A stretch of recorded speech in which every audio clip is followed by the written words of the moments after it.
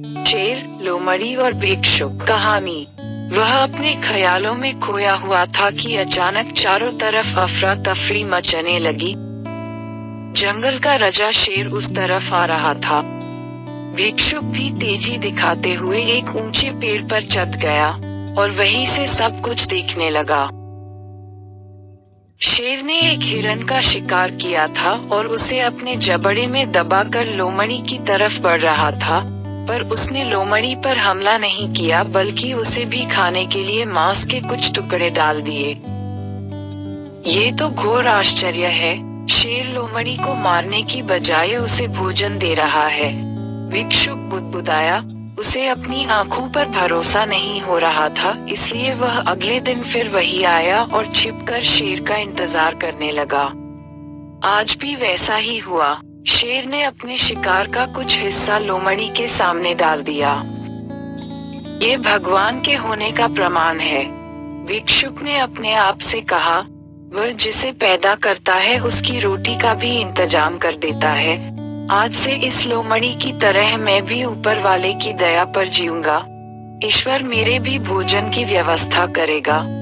और ऐसा सोचते हुए वह एक वीरान जगह पर जाकर एक पेड़ के नीचे बैठ गया।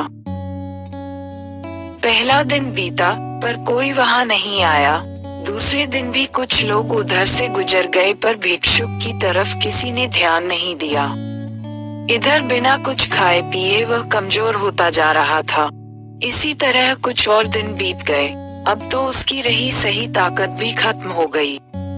वह चलने फिरने के लायक भी नहीं रहा। उसकी हालत बिल्कुल मृत व्यक्ति की तरह हो चुकी थी कि तभी एक महात्मा उधर से गुजरे और भिक्षुक के पास पहुँचे। उसने अपनी सारी कहानी महात्मा जी को सुनाई और बोला, अब आप ही बताइए कि भगवान इतना निर्दयी कैसे हो सकते हैं? क्या किसी व्यक्ति को इस हालत में पहुंचाना पाप नहीं है?